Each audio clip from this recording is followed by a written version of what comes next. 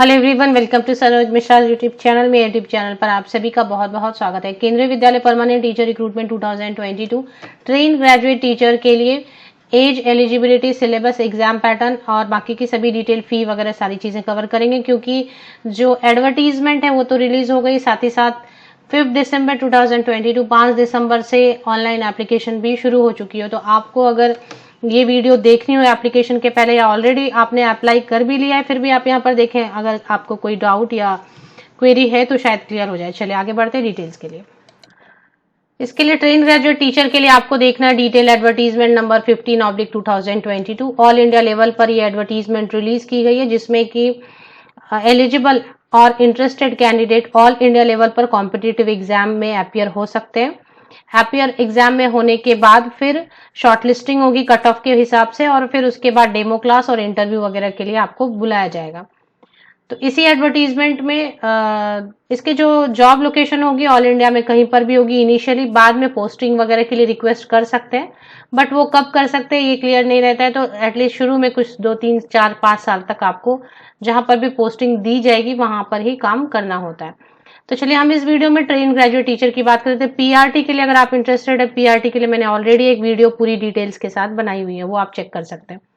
तो अगर train graduate teacher की बात करें तो हिंदी में टोटल 377 पोस्ट है, इंग्लिश में 401, संस्कृत में 245 पोस्ट है, सोशल स्टडीज में 398 पोस्ट है, मैथमेटिक्स में 426 पोस्ट है, साइंस सब्जेक्ट में 304, पी&HE में 435, आर्ट एजुकेशन में 251 और WE में 339 वैकेंसीज हैं। तो टोटल अगर सिर्फ ट्रेन ग्रेजुएट टीचर की बात करें तो 3176 पोस्ट ट्रेन ग्रेजुएट टीचर के लिए बन रहे हैं।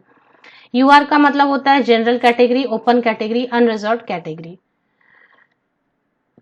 इसमें एज लिमिट क्या है वो चेक करेंगे, और इसके बाद क्वालिफिकेशन में जो सब्जेक्ट कॉम्बिनेशन है उसे हम समझेंगे। आपने क्या सब्जेक्ट पढ़ के रखा हुआ है तो वो यहाँ पर आप किस तरीके से यूज कर सकेंगे, एप्लीकेशन के लायक है या नहीं है, ये सारी चीजें हम आगे वीडियो में देखते हैं। पेज नंबर 8 पर शुरू हो जाता है for train graduate teacher English, Hindi, social studies, science, Sanskrit, mathematics, physical and health education को पी&HE बुलाया जा रहा है। फिजिकल एंड हेल्थ एजुकेशन, एई जहां पर लिखा है वो आर्ट एजुकेशन, एंड WE लिखा है वर्क एक्सपीरियंस। सबसे पहले बात कर लेते हैं लेवल 7, 44,900 की बेसिक पे है। बेसिक पे पर अब आपको HRA मिलती है, जो कि अलग अलग जो है मेट्रो सिटीज में सबसे ज्यादा होती है, फिर ऐसे रहता है सिटीज में, विलेजेस में अलग रहता है, तो भी HRA होगा। DA डेयरनेस अलावेंस मीन्स महंगाई भत्ता होता है। प्रोविडेंट फंड में 2 होते हैं, एक एम्प्लॉय प्रोविडेंट फंड और एक एम्प्लॉयर प्रोविडेंट फंड होता है, वो कट होता है। फिर आपके जो 5 साल हो गए तो ग्रेचुटी होती है, ट्रांसपोर्ट अलावेंसेस वगैरह दिए जाते हैं। तो कई सारे मल्टीपल अलावेंसेस वगैरह ऐड कर दिए जाएं, अगर मेडिकल की भी फैसिलिटी होती है, तो ये सारी चीजें मिला दी जाए तो भी आपको ग्रॉस सैलरी अच्छी बनती है, 70,000 के अराउंड बनती है। तो भी अगर कट वगैरह कर दे तो 64-65,000 इनिशियली आप एक्सपेक्ट कर सकते हैं। अगर आप एज ट्रेन ग्रेजुएट टीचर ही रिटायर होते हैं तो फाइनल जो बेसिक पे रहेगी 1,42,400 रहेगी सीनियरिटी के साथ में, तो सैलरी काफी अच्छी बनेगी। तो फिलहाल आप 70,000 अगर ग्रॉस और अगर कट कर दें टैक्स एक्सेट्रा तो 64 मिनिमम 60 के अराउंड आप जरूर लीस्ट अगर कम से कम 60,000 जरूर मिलेंगे।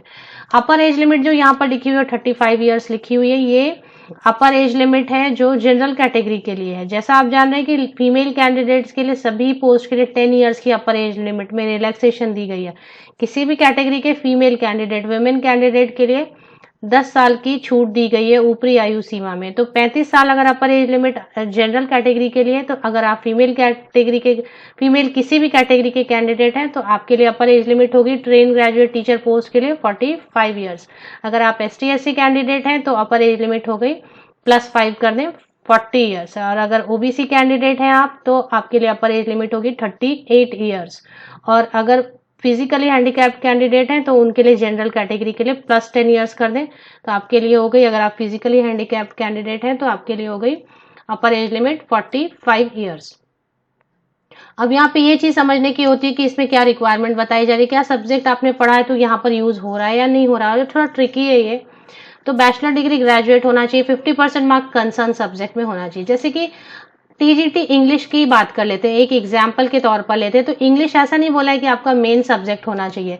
इंग्लिश आपने एज अ सब्जेक्ट, मतलब आपने इलेक्टिव में भी पढ़ा है, आपने पढ़ा है, लेकिन 3 साल एक इंग्लिश सब्जेक्ट पढ़ा है आपने, तो आप टीजीटी इंग्लिश के लिए अप्लाई कर सकते हैं। तो इसका मतलब ये होगा कि दूसरे सब्जेक्ट वाले कैंडिडेट भी अगर आपने 3 साल इंग्लिश पढ़ा है तो आप अप्लाई कर सकते हैं। कंडीशनल कि आपके एग्रीगेट में एंड इन एग्रीगेट एवरेज जो है, ग्रेजुएशन की जो एवरेज होती है मार्कशीट जो आपको मिलती है, तो वो एवरेज होती है, वो एवरेज में कुछ परसेंटेज लिखा होगा, वो चेक करें। 50% या अबव के साथ में आपका ग्रेजुएशन होना चाहिए।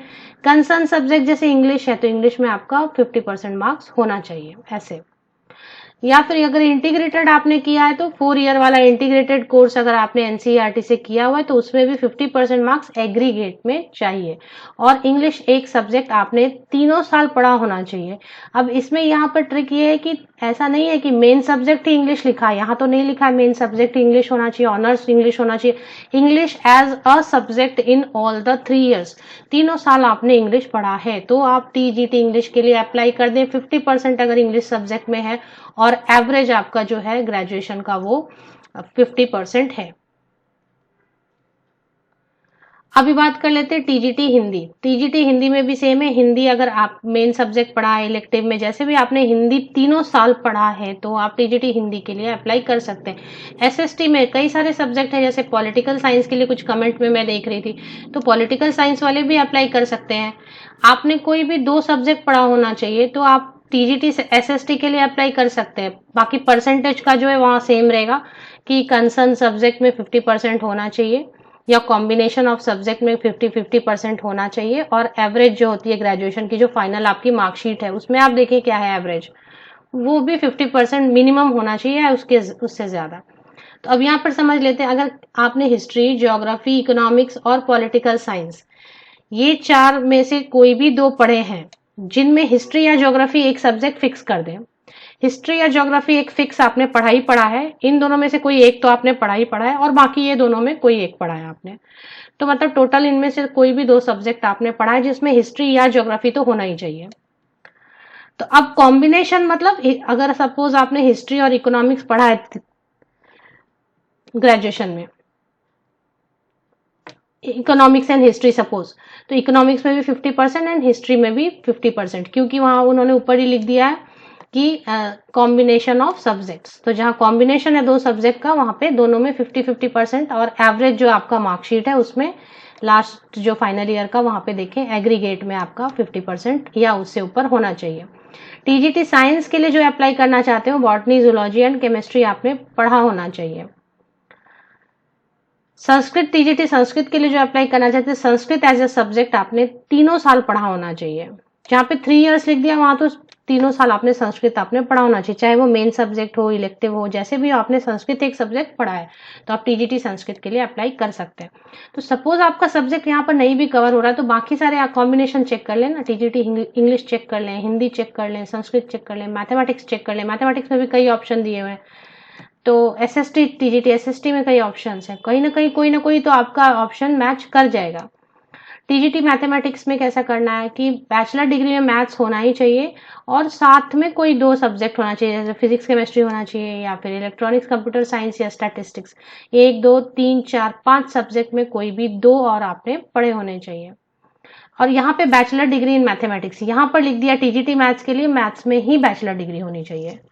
ऐसा नहीं लिखा है कि 3 साल मैथ्स पढ़ा। बैचलर डिग्री इन मैथमेटिक्स मतलब आपका मेन जो सब्जेक्ट है बैचलर डिग्री का वो मैथ्स ही होना चाहिए।